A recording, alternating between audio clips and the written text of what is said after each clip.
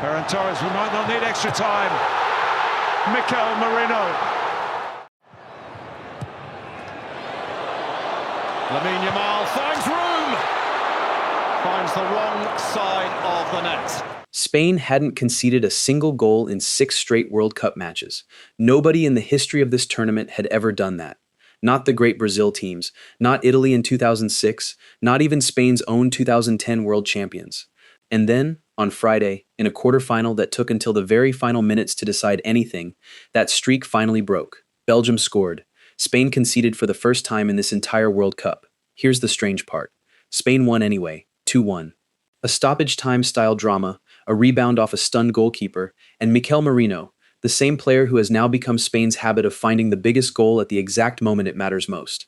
And by the time the final whistle blew, something had become impossible to ignore. Spain are not just through to the semifinals. Spain are through to face France. Tuesday, July 14th, Dallas Stadium. 2 nations that have already met twice in the last 2 years with a place in a final on the line, Euro 2024 and the 2025 Nations League. And twice, it was Spain who walked away the winner. Now, in the biggest tournament of them all, they get to do it a third time, or find out if France finally have the answer. But to understand why the entire football world should be nervous about this Spain team, you can't just look at Friday's result. You have to look at what came before it, and honestly, at what came before that. Because this Spain side was not always feared. This Spain side used to be the team that broke your heart in the worst way possible, full of talent, full of promise, and somehow always finding a way to leave a tournament early. 2022, Qatar. A young, gifted squad walked into the round of 16 against Morocco as favorites. 90 minutes passed. Nothing. Extra time. Still nothing. Penalties. Morocco won. Spain were out, and an entire footballing nation was left asking the same painful question. Is this generation simply not built for knockout football? What happened next is the part people forget to talk about. Because great teams don't just recover from a moment like that. They rebuild around it. Under a new manager, Luis de la Fuente, Spain didn't throw away what made them special. They kept the passing, the control, the identity that had defined Spanish football for 2 decades. But they added something that had always been missing: verticality, aggression, a willingness to win ugly when beautiful football wasn't an option. Euro 2024 was the proof. Spain didn't just win the tournament. They beat 5 different World Cup winning nations along the way, including a France side with Mbappe, Dembélé, and Kanté all on the pitch, in a semi-final that ended with a teenager named Lamine Yamal curling in one of the great goals in tournament history. And now, 2 years later, that same generation has arrived at the 2026 World Cup even more dangerous than before.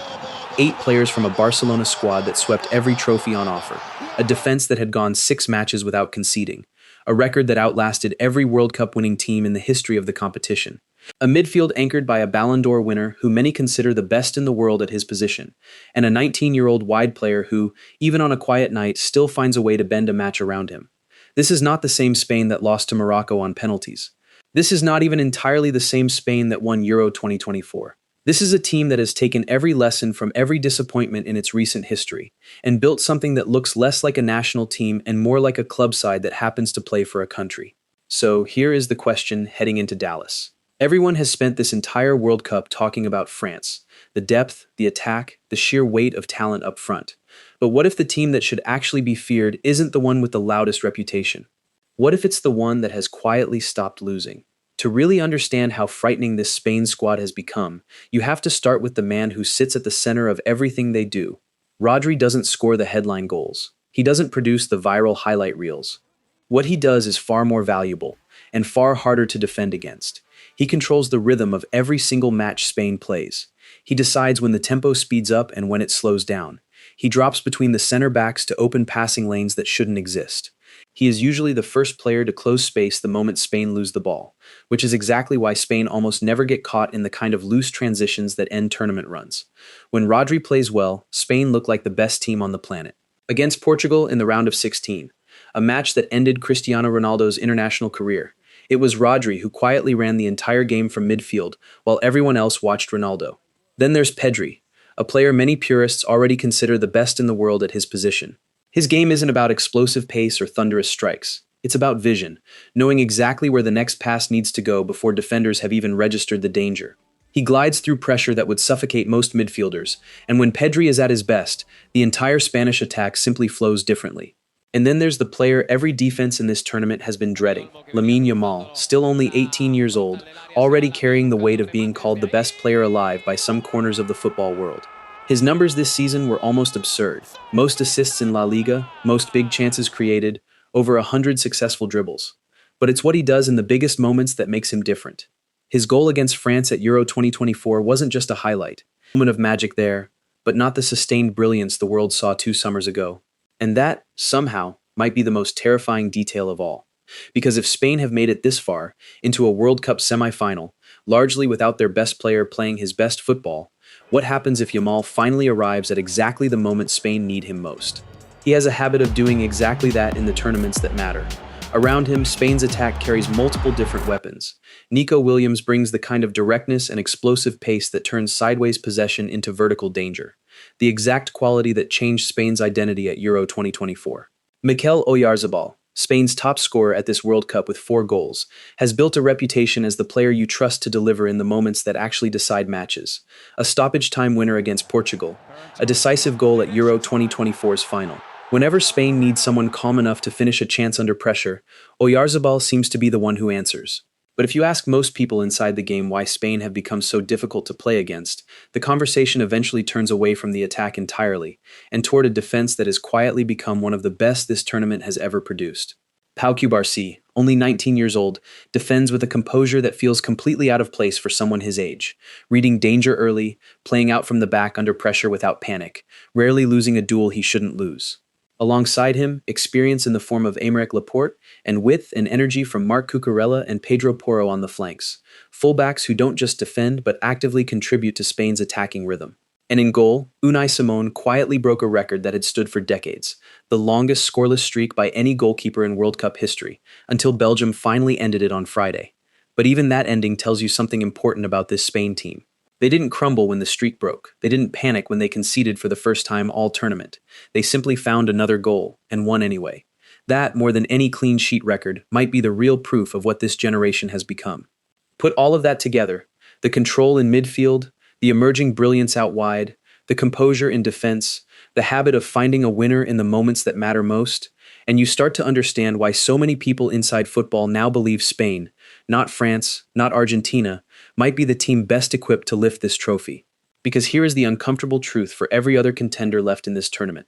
France's whole approach has always been built around explosive moments, pace, transitions, the kind of devastating attacking talent that can turn a single mistake into a goal. Spain's entire identity is built to deny exactly that. They keep the ball. They control territory. They make you chase shadows for 90 minutes before finding the one crack they need. It's not always beautiful, it's not always entertaining, but 3 consecutive knockout matches decided by a single late goal isn't luck. It's a team that has learned, brutally and repeatedly, exactly how to win the moments that used to beat them. Which brings us back to Dallas, and to a rematch that already carries history behind it. 2 years ago at Euro 2024, Spain beat this same French attack, with Mbappe and Dembélé both on the pitch, in a semi-final that many still consider one of the great matches of that tournament. Less than a year later, in the Nations League semi-final, Spain did it again, in a wild 5-4 thriller that saw Yamal score twice. Twice now, in the moments that mattered most, Spain have found a way past this exact opponent.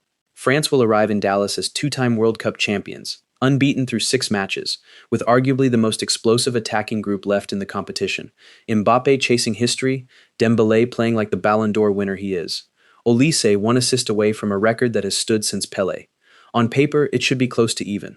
Maybe France should even be favorites. But football at this stage of a World Cup has never been decided purely on paper.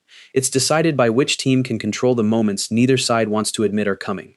The mistake in midfield, the ball that gets turned over in a dangerous area, the 90th minute when legs are heavy and one moment of composure separates a final appearance from a flight home.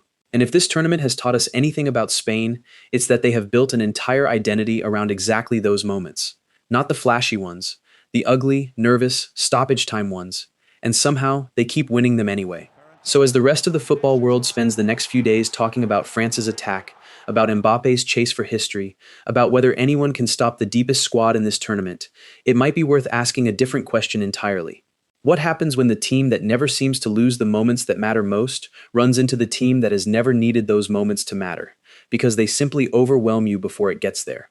Somewhere in that collision, on Tuesday in Dallas, this World Cup's true finalist will be decided. And if history really does repeat itself one more time, if the team that quietly stopped losing finds a way to do it again, then the rest of the world may have to accept something nobody wanted to believe at the start of this tournament. The scariest team at this World Cup was never the one with the loudest attack. It was the one that never needed to be loud at all.